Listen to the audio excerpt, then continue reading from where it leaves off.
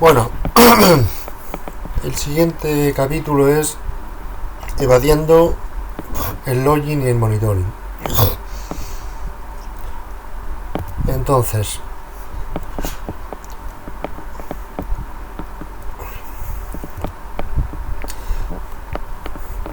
dice, uno de los mayores obstáculos en el proceso de un atacante es login y monitoring. A diferencia de las soluciones antivirus y EDR, los login crean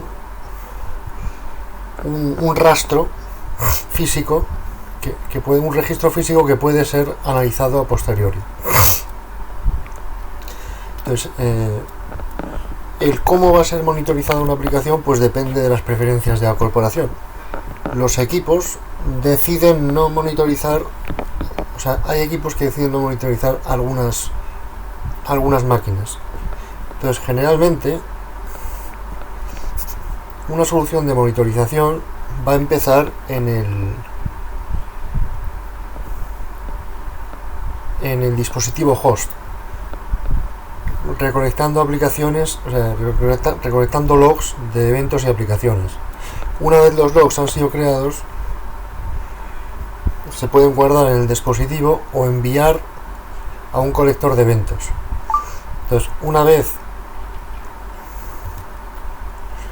están fuera del dispositivo, el equipo de defensa decide cómo se agregan,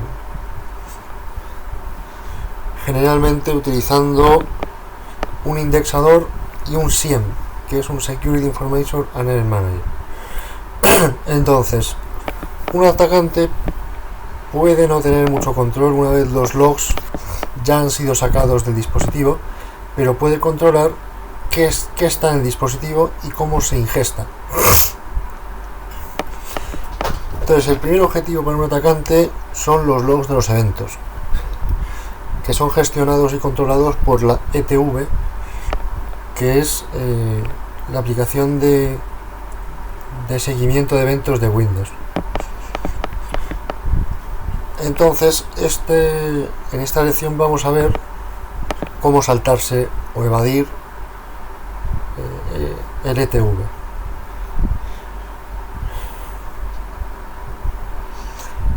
Entonces, bueno, aquí está la máquina.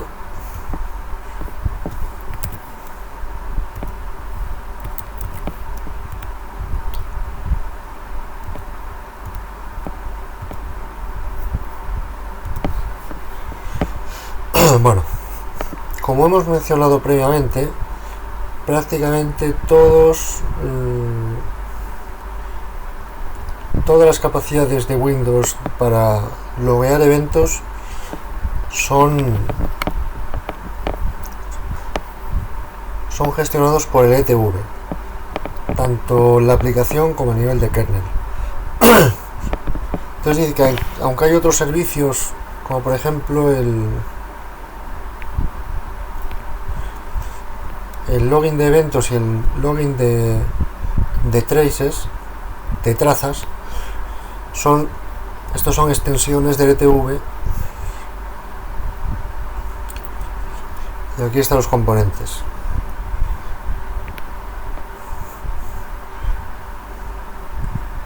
Entonces, aunque sea menos importante que los componentes, los IDs de los eventos son una característica fundamental del login de Windows. Los eventos son enviados y transferidos a un XML, que es el estándar de cómo los eventos son definidos e implementados por los proveedores. Por ejemplo, un ID 4624, que es un login de una cuenta, se ve así. Aquí nos dice categoría, tal, de dónde viene el mensaje, nombre de la cuenta.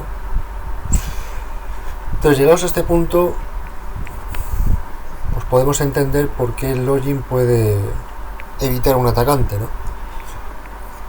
Pero ¿cómo es relevante el ETV a un atacante? Bueno, pues el ETV tiene visibilidad sobre la mayoría del sistema operativo. Sin embargo, el logging generalmente tiene una visibilidad limitada. Claro, como ETV tiene ese nivel de visibilidad,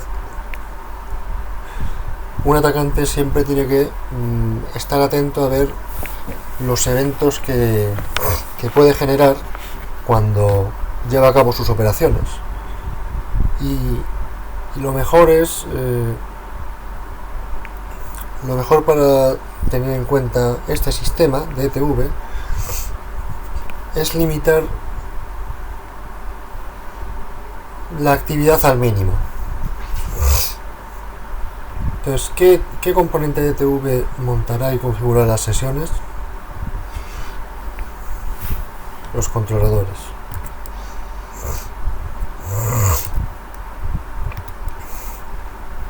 ¿Qué log de evento es cuando una cuenta de usuario ha sido eliminada?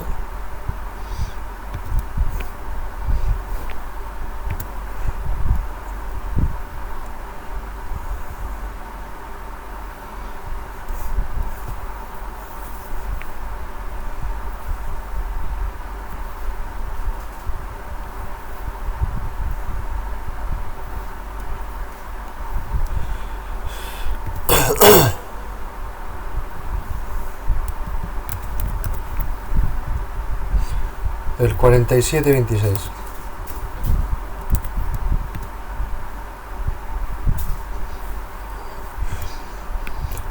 Vale, entonces evasión de log. Entonces, antes de empezar a ver un poco estas técnicas modernas de evasión de log, vamos a ver qué acercamientos tenemos disponibles y cómo impacta a los atacantes y a los defensores. Entonces, cuando piensas por primera vez en cómo tratar el tema de la evasión de logs, puedes pensar que simplemente destruyendo o reemplazando los logs, pues ya es una opción viable, ¿no?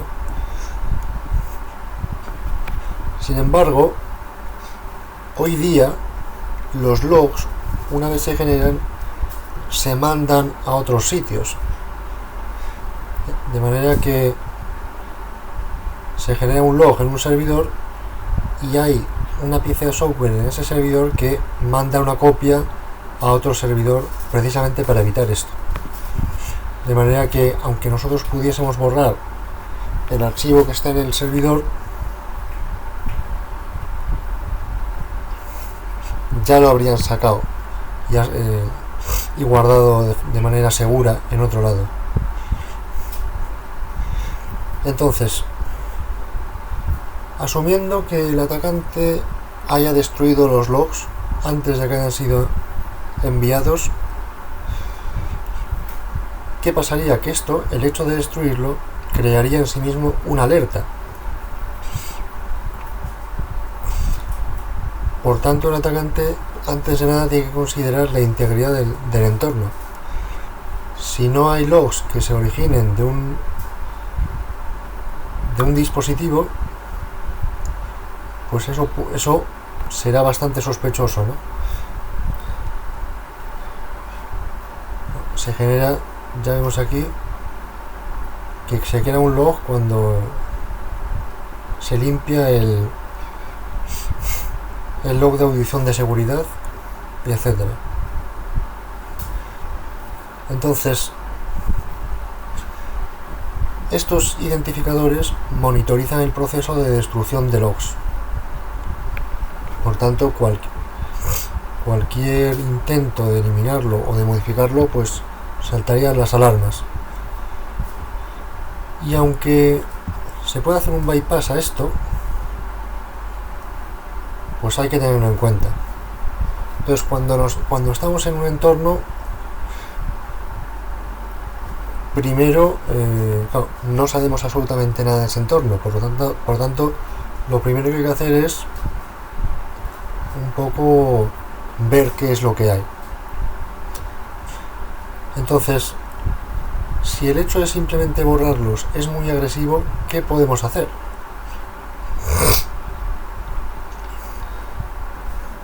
Bueno, pues dice que un atacante debe pensar a ver qué tipo de log se va a generar en función de las conductas que va a tener, las técnicas maliciosas que va a aplicar para mantener el entorno pues lo más intacto posible.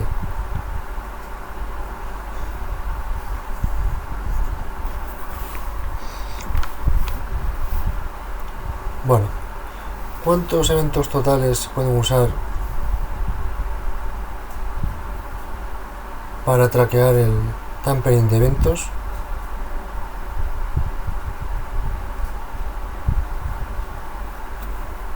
Creo que 3. ¿Y cuál es el ID de evento que loguea cuando un archivo de log ha sido limpiado?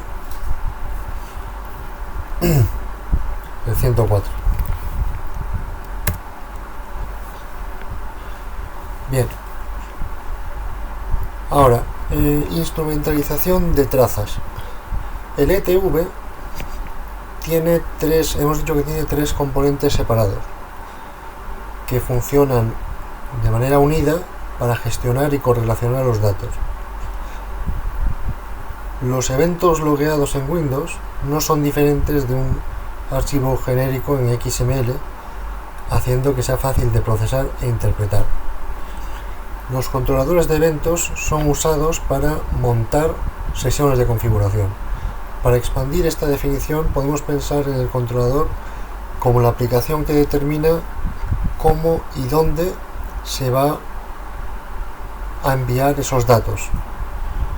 Y desde Microsoft nos dicen, los controladores son aplicaciones que definen el tamaño y ubicación del archivo de log.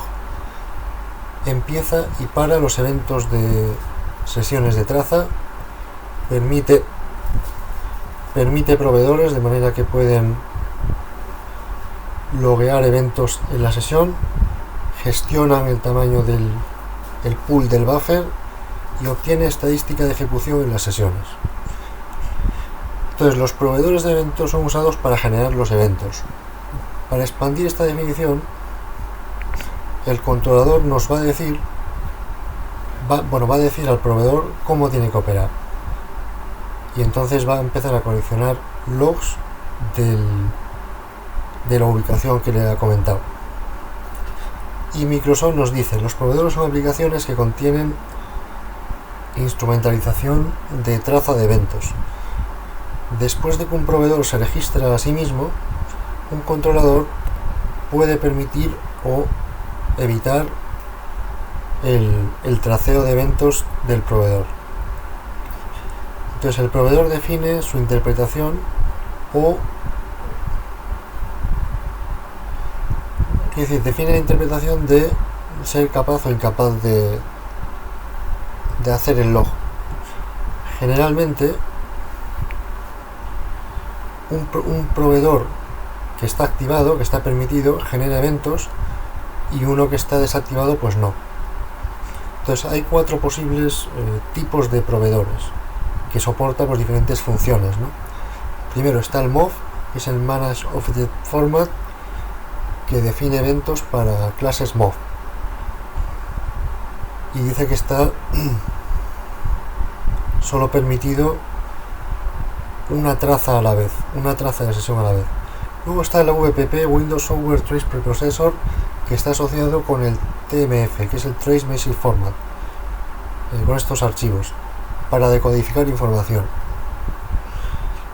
Luego está el Manifest Based, que define eventos a partir de un manifiesto y está permitido solo para 8 trazas a la vez en una sesión.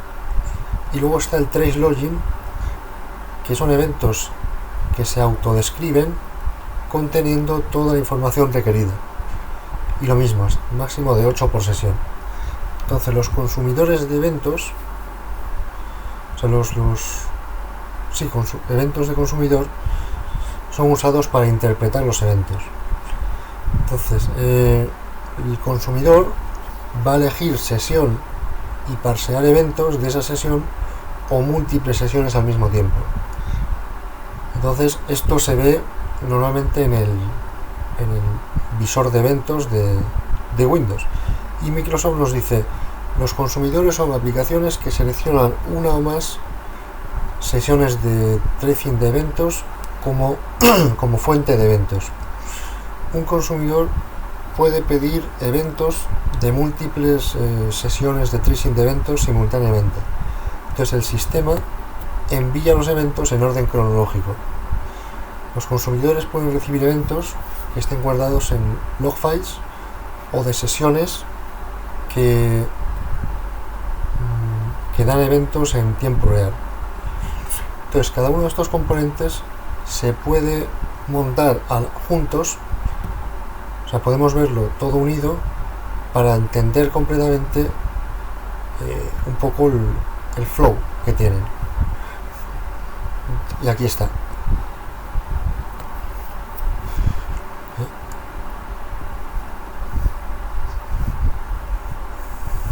Entonces los eventos se originan a partir de los proveedores.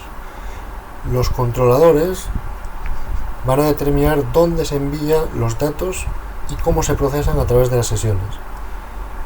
Y los consumidores van a guardar o reenviar los eventos pues para ser interpretados o analizados.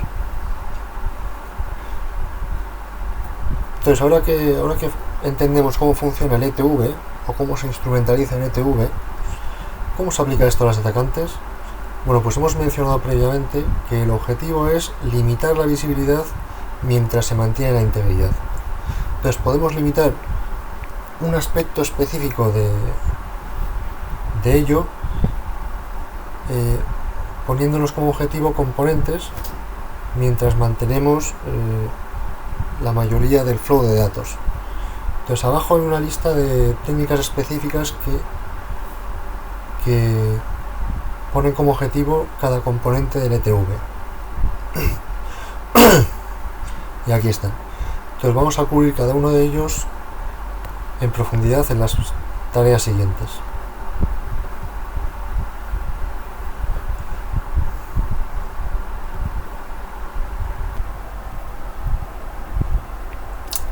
Bueno, entonces dice: dentro de PowerShell los proveedores ETV son cargados en una sesión desde el ensamblador net, o sea, desde la asamblea net, desde la biblioteca net ps etvlog provider. Y Microsoft dice: las bibliotecas forman las unidades fundamentales de versión control, no sé qué, no sé cuánto, para las aplicaciones basadas en net. Entonces, juraría que esto ya lo he visto. Sí, esto lo vimos, han hecho un copia-pega del anterior. Pero bueno.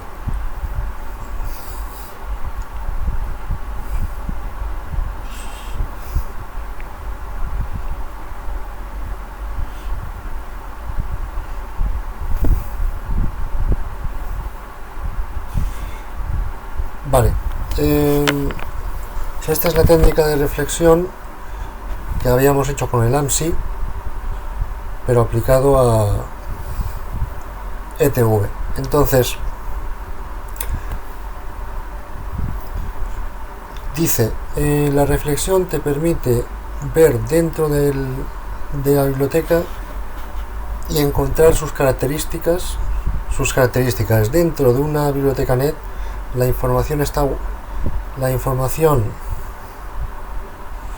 o sea, dentro de la biblioteca está guardada la información que describe lo que contiene la propia biblioteca, y esto se llama metadatos. Entonces una biblioteca net es, en ese sentido, se autodescribe, al menos si se interroga correctamente. Entonces, en el contexto de ETV, un atacante puede reflejar el evento ETV, puede reflejar la biblioteca que ha dado el evento ETV y poner en el campo mEnablet a null. Entonces, la reflexión, el reflejo en PowerShell se puede dividir en 4 pasos. Primero, obtener la biblioteca net con ps.logprovider. Guardar un valor nulo en el campo etvprovider y poner un campo para mEnablet para el valor anterior que hemos guardado. Entonces, en el paso 1 necesitamos obtener el tipo para la biblioteca ps.tv.logprovider. La biblioteca es guardada para acceder, o sea, la guardamos pues para poder acceder a los campos en el paso siguiente, ¿no? Entonces, en el paso 2 estamos guardando el valor null de la biblioteca anterior a usar. Aquí vemos logprovider es igual a este. Aquí se guarda el valor null. En el paso 3 compilamos nuestros pasos juntos para reescribir el campo mEnablet con el valor guardado en la línea anterior, que es este, ¿no? Con setValue igual a tal, y esto es igual a null.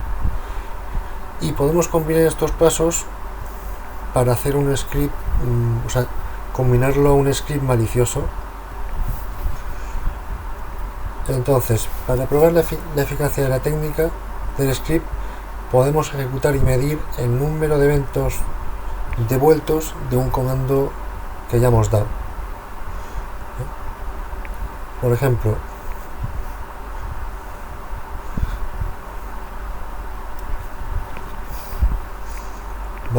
va subiendo y dice en la primera terminal vemos 4 eventos generados cuando hemos hecho el comando whoIam, porque pasa de 7 a 11, hay 4 eventos. Sin embargo, cuando hemos ejecutado este bypass en la segunda, ¿no? Ejecutamos reflection y luego vemos whoIam y no se generan más eventos. Entonces, ¿qué biblioteca de reflexión se ha usado? Pues se ha usado esta de aquí.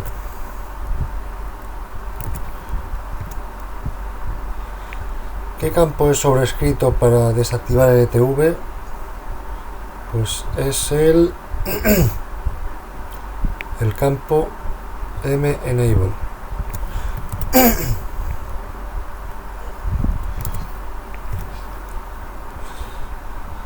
Bien,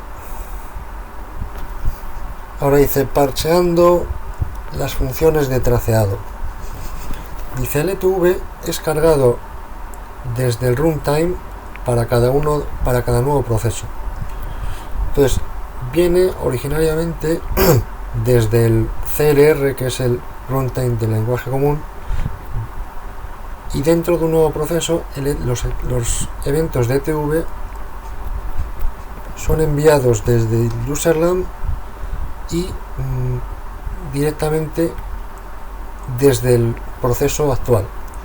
Entonces, un atacante puede escribir opcodes predefinidos a una función de memoria de ETV para parchearlo y desactivar su funcionalidad. Entonces, antes de meternos en los detalles específicos de esta técnica, vamos a observar cómo se vería así en términos generales un parcheado de estas características. Entonces, en su definición más básica, básicamente estamos intentando forzar una aplicación a que se salga o devuelva antes de llegar a la función que no nos interesa que llegue. Y para entender el concepto hemos creado una pseudo función que va a llevar a cabo ciertas operaciones matemáticas y entonces devolver un entero. Entonces, obviamente, si devuelves si metes un return antes de return original, pues entonces el programa no va a completar las líneas siguientes. Por ejemplo, x igual a 1, y igual a 3, devolver x más y el output es 4, ¿no? Sin embargo, si x es igual a 1 y entonces devolvemos x y es igual a 3 y luego devolver x más y, el output es 1, porque en el momento en el que ya metemos un return, ya no deja, o sea, no prosigue, sino se cancela el resto del código. De manera que, adaptando este concepto a nuestro objetivo, podemos identificar cómo se llama el return en memoria,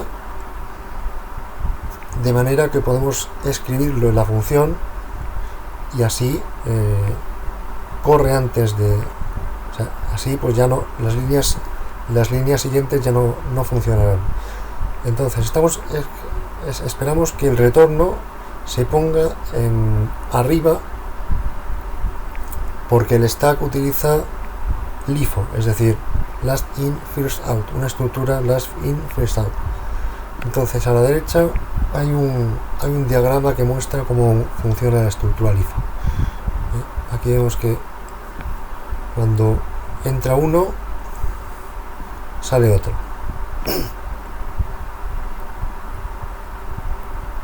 Entonces ahora que entendemos un poco ahora acerca del tema de meter un return en la estructura LIFO, que yo no lo he pillado, pero bueno.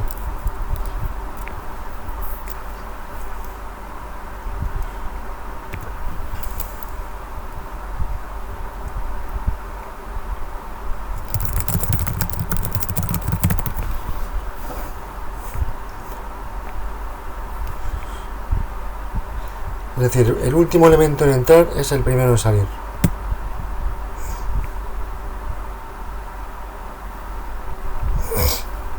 Vale.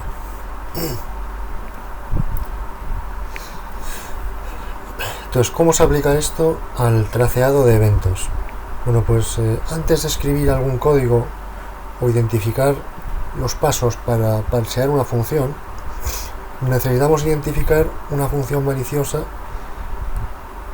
y qué posibles puntos, desde qué posibles puntos podemos meter el return. Entonces, sabemos desde el CLR que etv ha sido escrito desde la función etv event write. Entonces, para identificar posibles puntos de parcheo o vueltas return, podemos ver su función en desamblador. ¿Vale? Aquí está. Entonces, observando la función, estamos mirando un opcode que revolverá una función, o sea, la función, o pausará la ejecución de la función. Entonces, podemos determinar que red 14h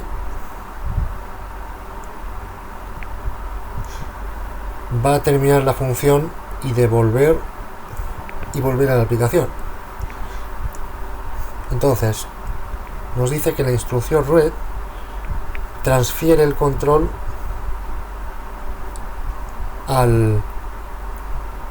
la dirección de retorno que se encuentra en el stack. Entonces, en términos más técnicos,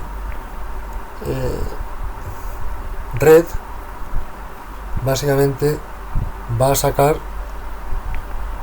el último valor puesto en el stack. El parámetro de rec, que es 14h, va a especificar el número de bytes o palabras liberadas una vez que el stack haya sido pop.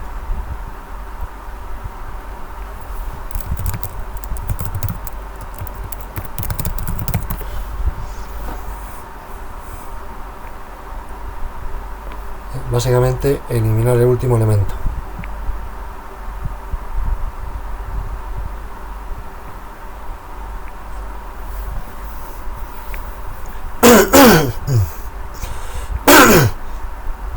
Entonces, para actuar sobre esta función, un atacante puede escribir los bytes de opcode de red 14H y este en memoria para parchear la función.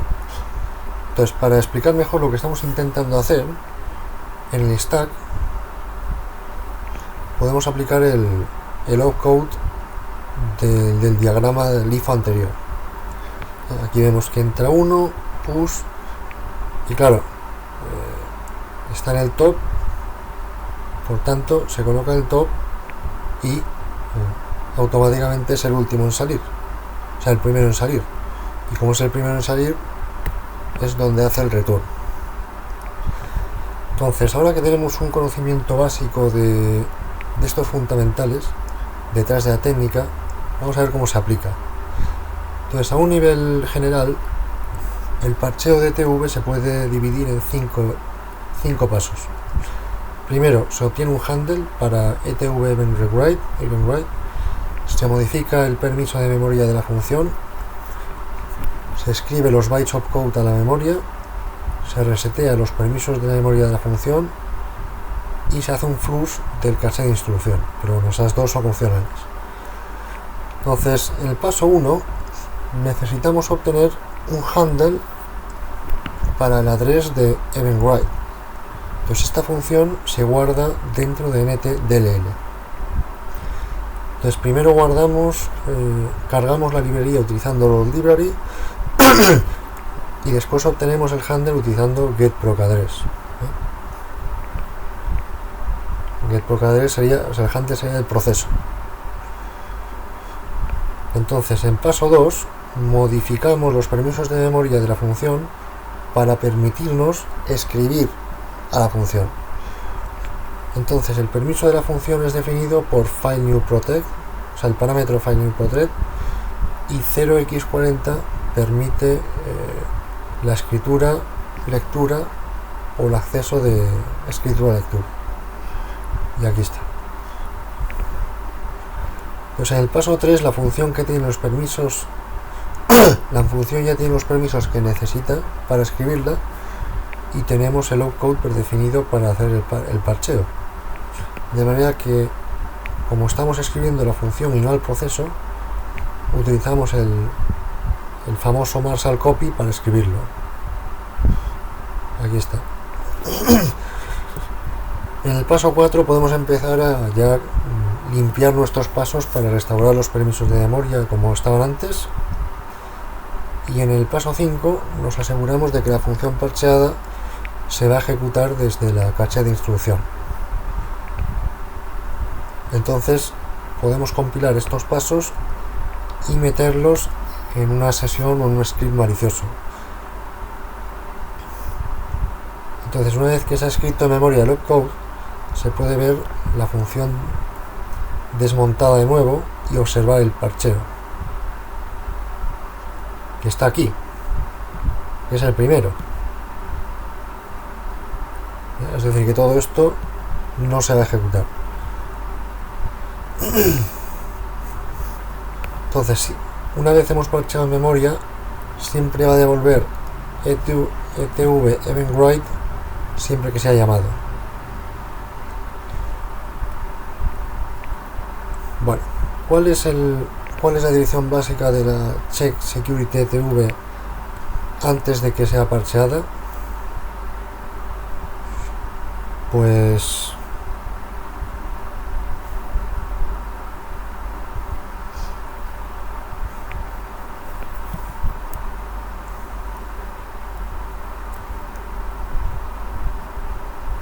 será este.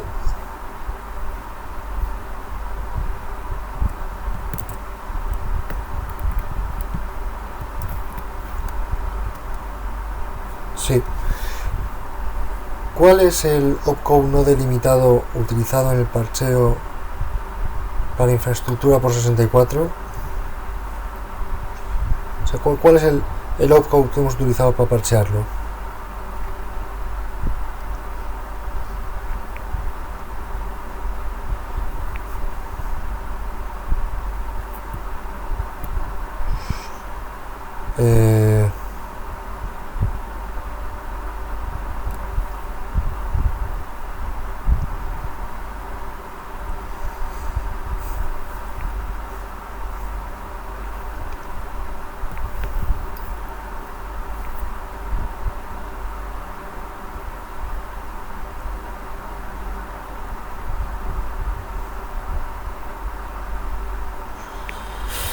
cuál es el opcode no delimitado.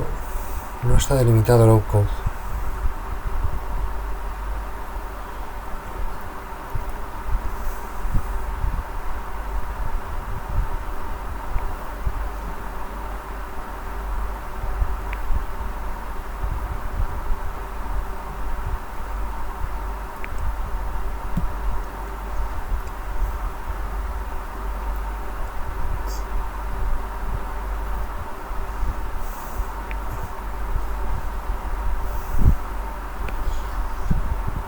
¿Patch? No, no es esto.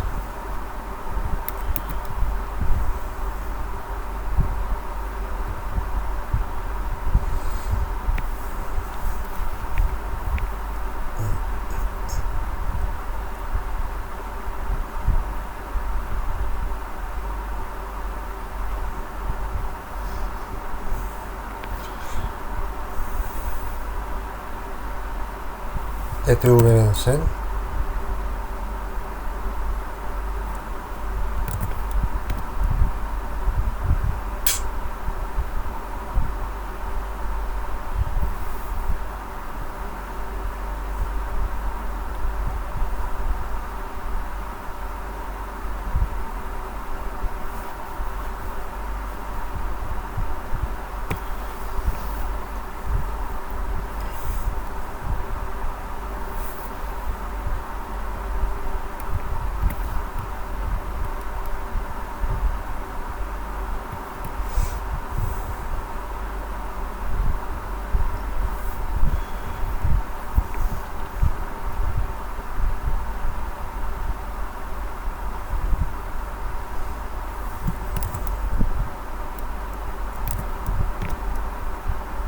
Este.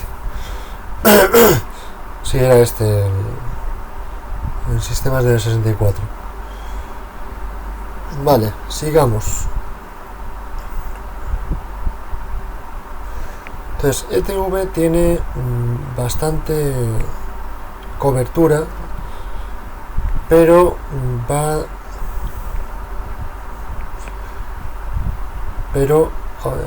se va a quitar ciertas características, excepto si han sido especificadas, porque claro, generaría demasiados logs. Entonces estas características pueden activarse o modificarse en los ajustes de Grow Policy Object, en la política de parental, ¿no? El de arriba.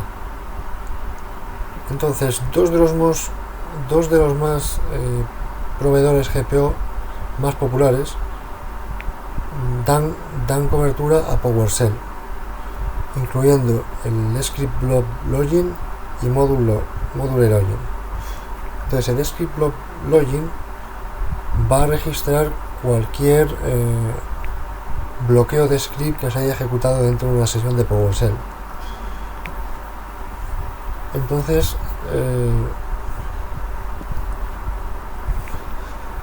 los eventos son estos. Este lo que hace es loguear la invocación de un comando y este loguea la ejecución del bloqueo de un script.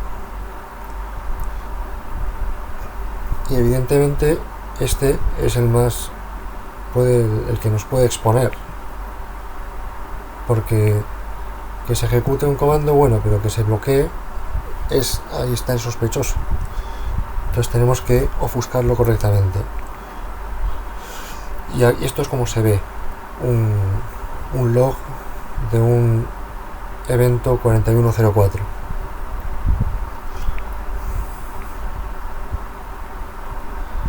Entonces el Module Login es un proveedor pues que da mucha información y va a guardar cualquier módulo o dato que venga de ahí. Entonces en PowerShell versión 3 ya introdujeron que cada módulo dentro de PowerShell, dentro de una sesión de PowerShell, actuaría como proveedor y registraría su propio módulo. Entonces, similar a proveedores anteriores, los módulos se escribirían eventos al evento 4103. Y aquí un ejemplo de cómo se ve el 4103.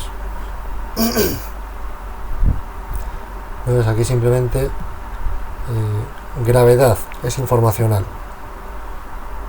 Esto en cambio aunque no lo pone, pero es más grave porque ya nos lo ha bloqueado.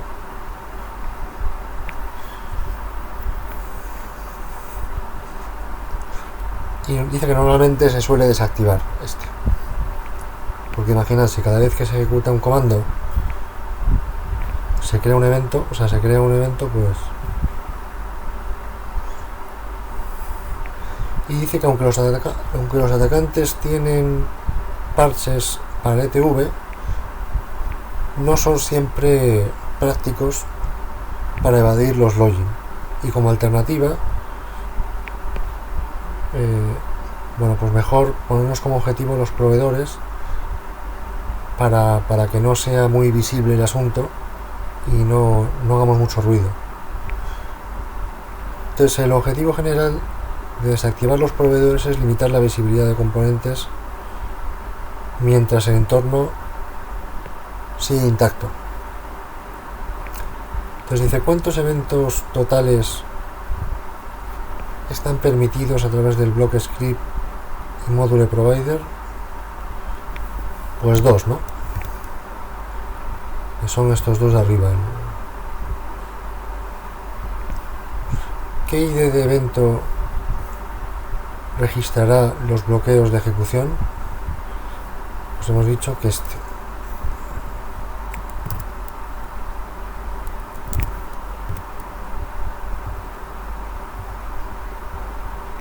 Bien. Entonces, asalto a la política de grupo. El módulo de login y bloqueo de script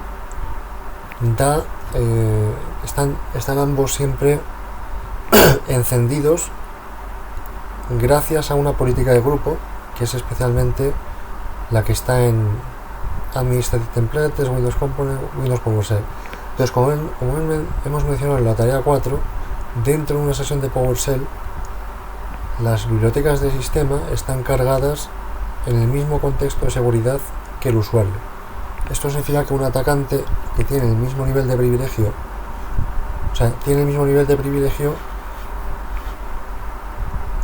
que las bibliotecas que tienen en caché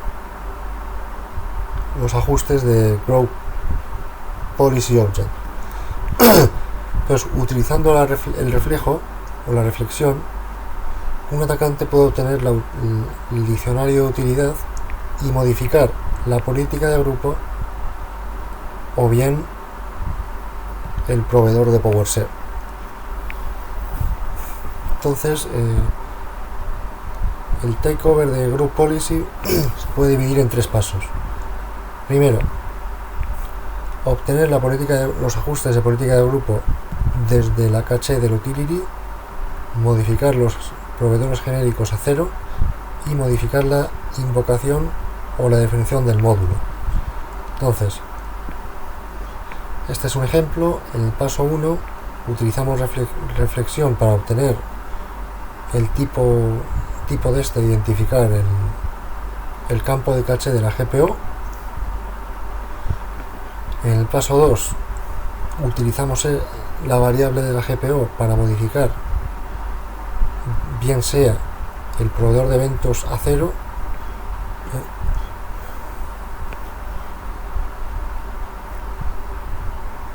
y dice que esto controlará los eventos 4104 limitando la visibilidad de la ejecución del script. Entonces la modificación se puede conseguir escribiendo al objeto o directamente al registro. En el tercer paso repetimos el paso anterior con otro ajuste del proveedor al que queremos que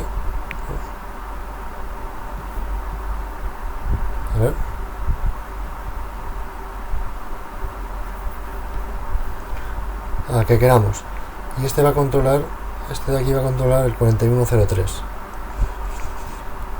Y finalmente Bueno, pues todo esto lo compilamos para meterlo al inicio de un script PowerShell, de manera que cuando se ejecute el PowerShell no cree eventos.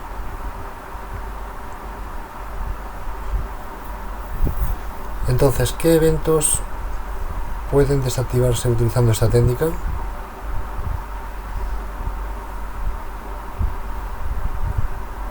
Pues el 4104 y el 4103.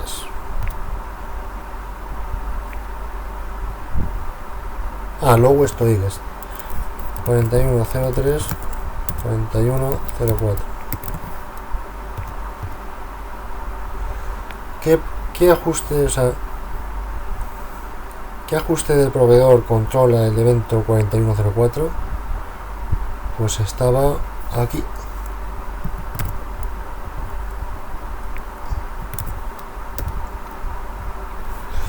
Bien. Entonces, siguiente, abusando el pipeline del log. Dice, dentro de PowerShell, cada módulo tiene un ajuste que todo el mundo puede usar para modificar la funcionalidad de login.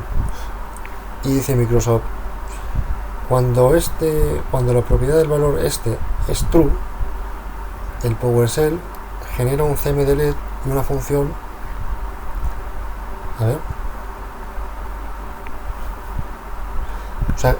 genera eventos en la ejecución de las funciones y cmdelete en la sesión y lo mete al event beaver, al log del event beaver en PowerShell. Entonces un atacante puede cambiar este valor a false en cualquier sesión de PowerShell para desactivar el módulo de login para esa sesión. Y dice que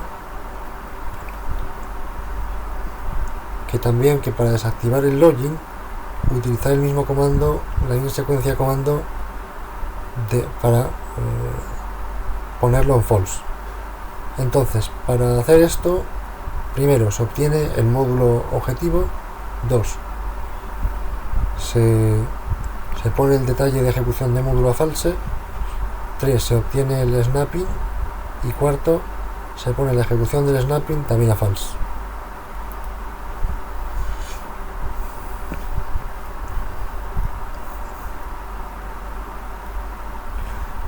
Entonces, esto lo que hace es que desactiva el módulo de login de los módulos que están importados actualmente en la sesión. Y dice, ¿qué tipo de login previene este método? Pues el módulo de login, ¿no?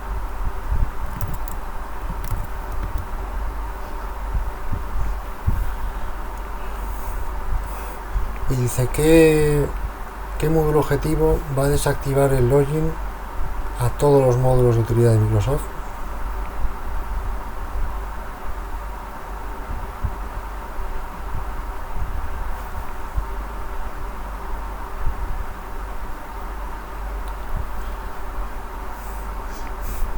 Este.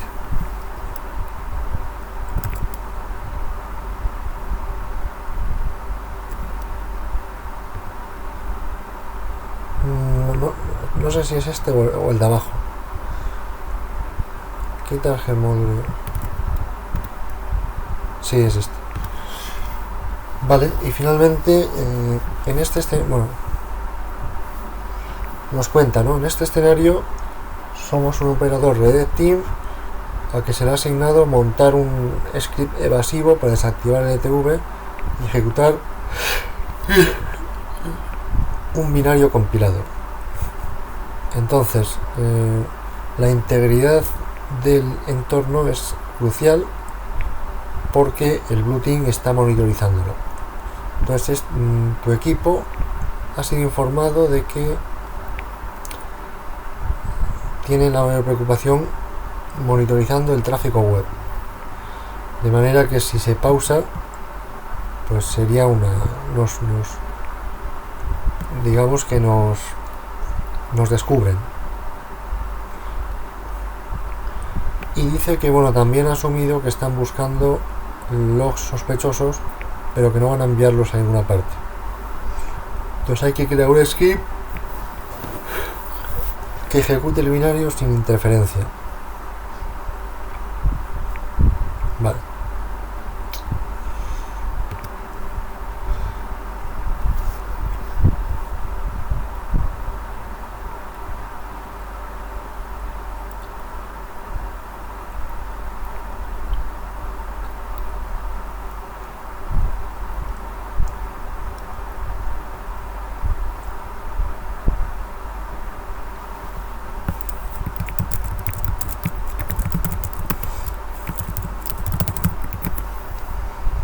No es ese.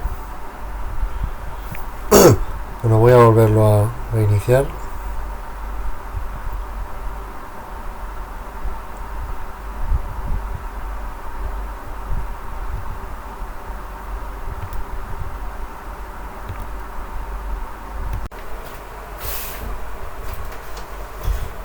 Bueno, a ver, estamos de vuelta. Que lo había dejado porque estaba un poco cansado. Entonces nos habían comentado que teníamos que montar un script evasivo para desactivar el ETV y ejecutar el binario.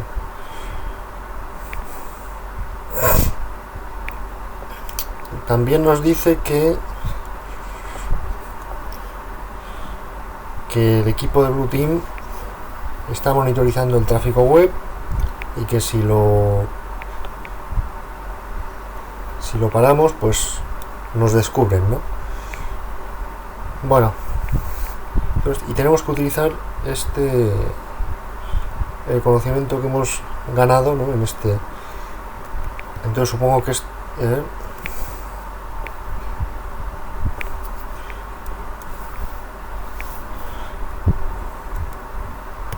ejecutaremos esto. Bueno,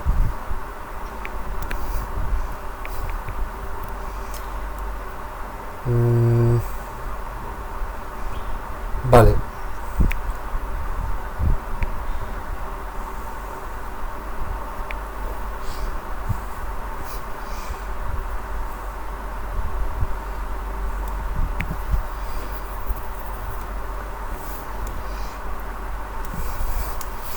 ¿Qué podemos utilizar?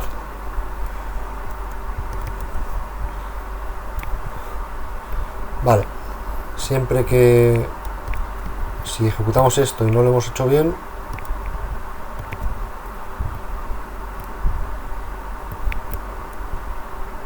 resulta que nos pillan. ¿Y qué tenemos aquí?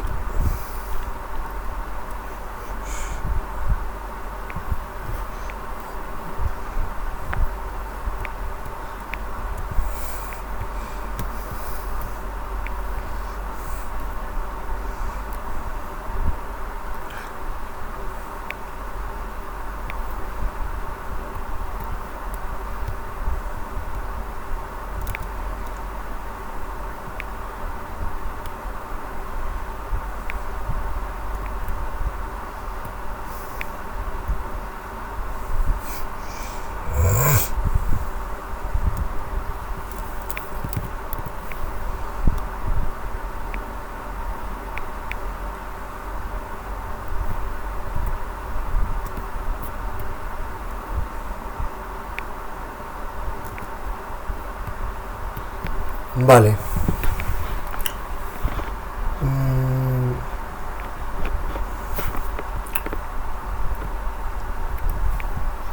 Tenemos que desactivar el ETV.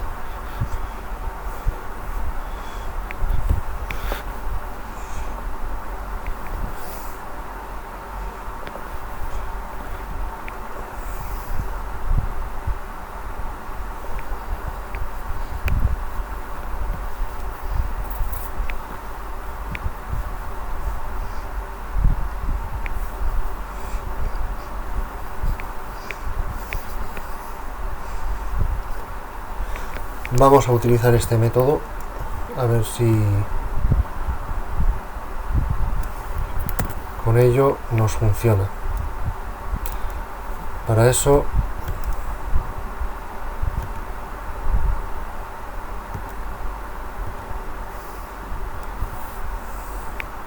anda, no tenemos el attack box.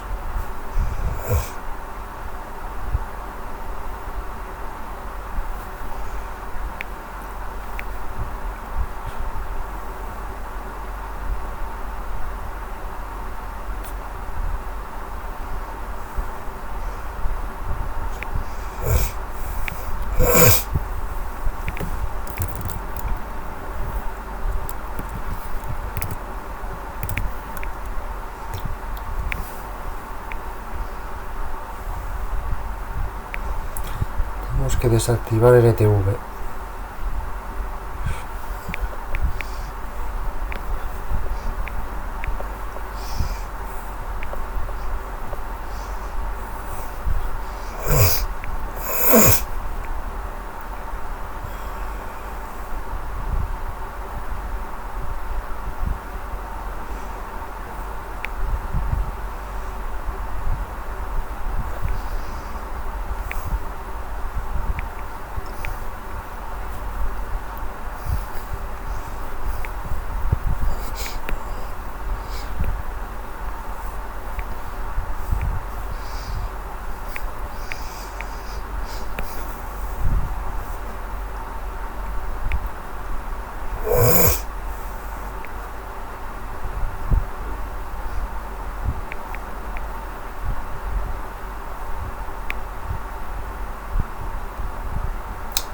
No sé cómo hacerlo. Vamos a ver. Vale. Primero, antes de nada, tenemos que considerar el entorno en el que estamos. Nos han dado la información de que están monitorizando el tráfico web, pero ¿cómo están consiguiendo monitorizar eso?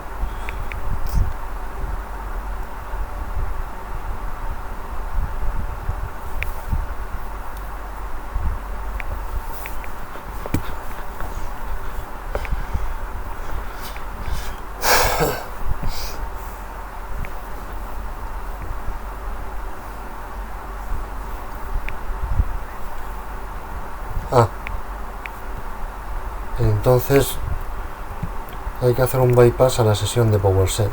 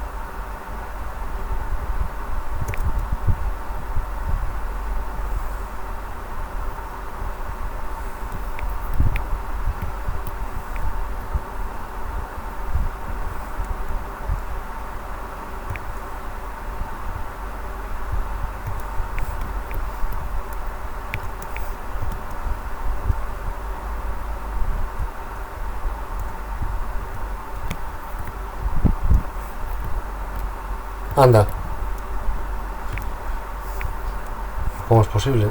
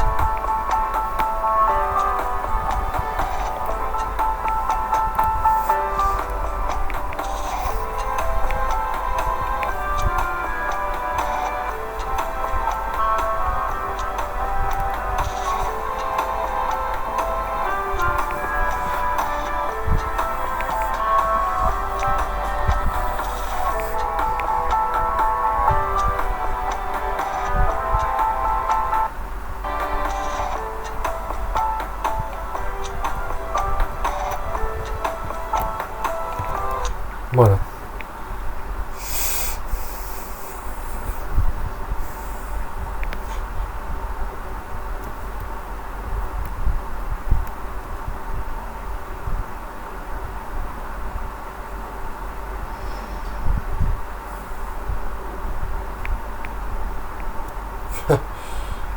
Por lo visto no tiene solución.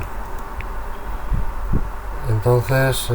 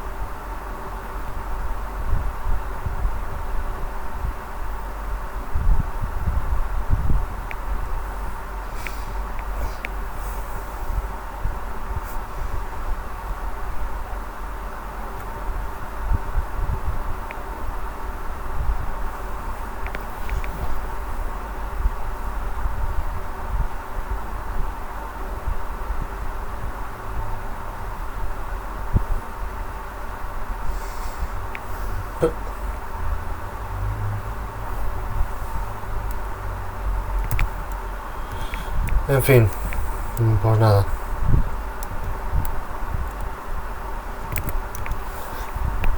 Conclusión.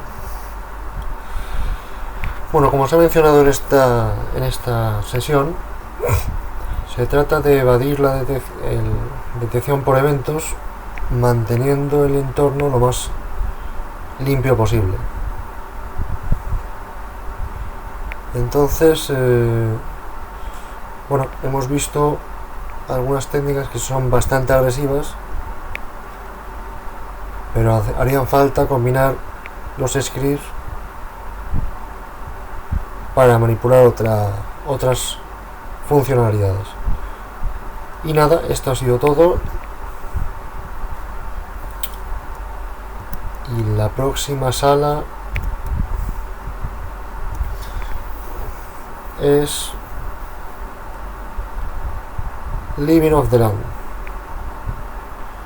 Así que hasta la próxima.